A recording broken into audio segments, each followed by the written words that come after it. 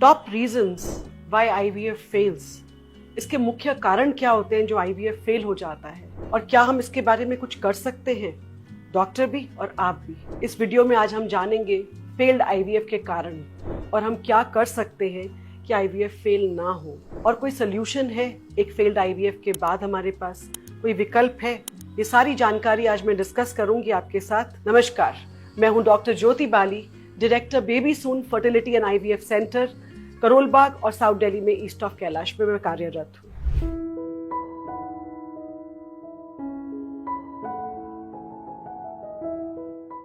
IVF की सफलता सिर्फ डॉक्टर और दवाइयों पर निर्भर नहीं करती है, ये कई बार निर्भर करती है बहुत सारे फैक्टर्स पे, जो कि ना तो आप जिम्मेदार हैं और ना डॉक्टर और ना क्लिनिक।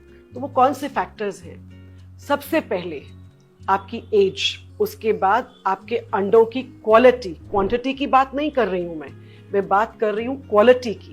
क्वांटिटी और क्वालिटी में फर्क होता है। क्वांटिटी होता है नंबर ऑफ एग्स, वो भी एक कारण है कि कम मिले तो भी मुश्किल होती है कई बार, लेकिन क्वालिटी पे बहुत फर्क पड़ता है। अगर मान लीजिए क्वांटिटी कम है तो हम पूलिंग कर सकते हैं, यानी 2 बार आईवीएफ करके एम्ब्रियोज बना सकते हैं, लेकिन अगर क्वालिटी खराब है तो हमारे पास कोई विकल्प नहीं रहता फिर। इसी तरह से पुरुषों में स्पर्म की क्वालिटी अगर वो खराब है या फर्टिलाइजेशन अच्छा नहीं हुआ और एम्ब्रियो क्वालिटी अच्छी नहीं बनी, तो ये सारे फैक्टर्स कंट्रीब्यूट करते हैं आईवीएफ फेलियर के लिए, यानी स्पर्म क्वालिटी, एग क्वालिटी और एम्ब्रियो क्वालिटी। अब सब कुछ अच्छा है, मान लीजिए ये सब फैक्टर्स अच्छे थे, लाइनिंग, आपकी बच्चेदानी की परत अच्छी नहीं बन रही है, हो सकता है उसमें कोई डैमेज हुआ हो, या टीबी हो, या एशरमैन सिंड्रोम रहा हो पास्ट में, या बहुत बार पहले किसी ने उसमें डीएनसी कराई हो, यूट्रस की सिचुएशन या कंडीशन अच्छी नहीं है, या ब्लड फ्लो अच्छा नहीं है, तो इम्प्लांटेशन फेलियर, यानी वो भ्रूण जो अच्छा था वहां चिपका नहीं। तो इसके लिए कई बार कुछ कारण सामने मिलते हैं, कई बार हम कारण ढूंढ भी नहीं पाते हैं। तो विकल्प बचता है, अगर एग्स खराब हैं तो डोनर एग की तरफ जाना पड़ता है। अगर 2 से ज्यादा आईवीएफ, 3 आईवीएफ आपने ट्राई कर लिए हैं तो आप,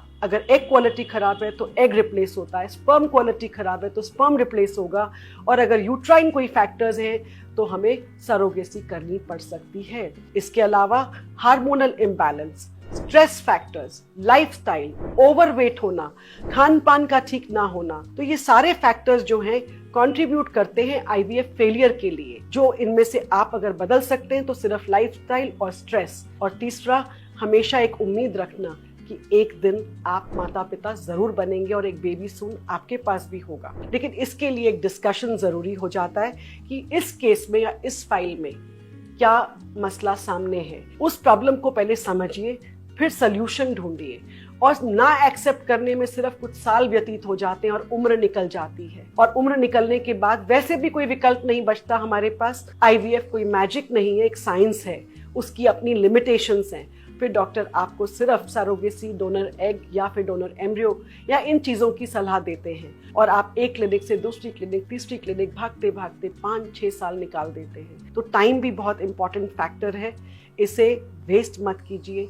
जितनी जल्दी आप डिसीजन लेंगे उतनी जल्दी ये फाइल बंद होगी और एक बेबी सून आपके पास होगा। तो अगर आपके कोई सवाल हैं फेल्ड आईवीएफ को लेकर तो आप जरूर कमेंट्स में लिखिए, डायरेक्ट रीच आउट कीजिए।